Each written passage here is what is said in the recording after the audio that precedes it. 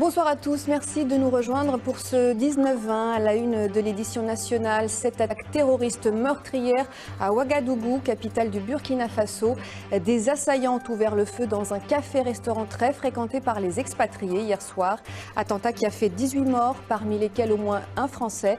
2 assaillants ont été tués, une enquête a été ouverte. Tout de suite, l'actualité à Paris et en Île-de-France. Une initiative originale pour dénoncer les conditions de travail des policiers. Un syndicat indépendant a lancé un concours photo pour montrer l'état de délabrement de leur matériel. Des clichés dévoilés pour la première fois dans notre journal.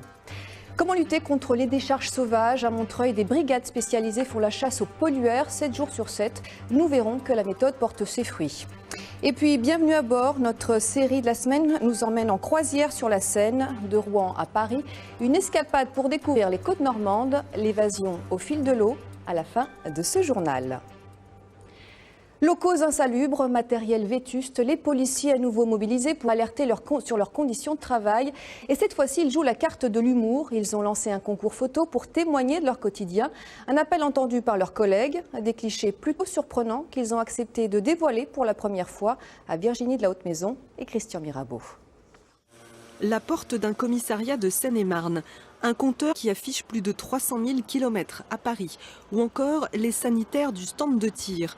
Des photos comme celle-ci, l'Union des policiers nationaux indépendants en reçoit des dizaines depuis qu'elle a lancé son concours de vétusté le 6 août dernier.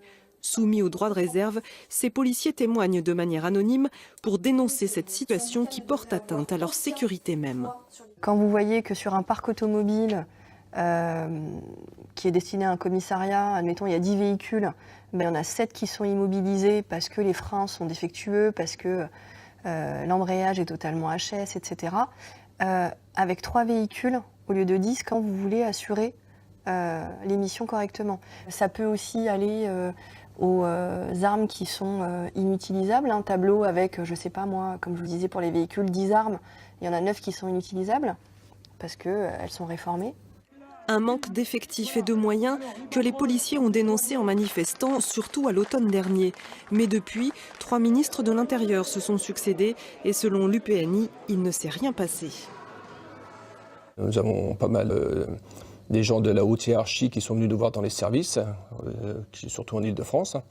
Ils sont venus, on a discuté, on a parlé, ils ont constaté, ils ont bien compris le problème qui était le nôtre.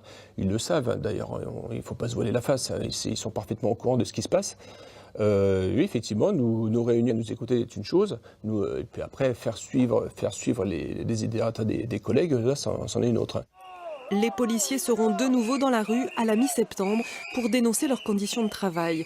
L'UPNI, elle, association apolitique et asyndicale, souhaiterait que se tiennent aussi des états généraux de la police. On en vient à ce fait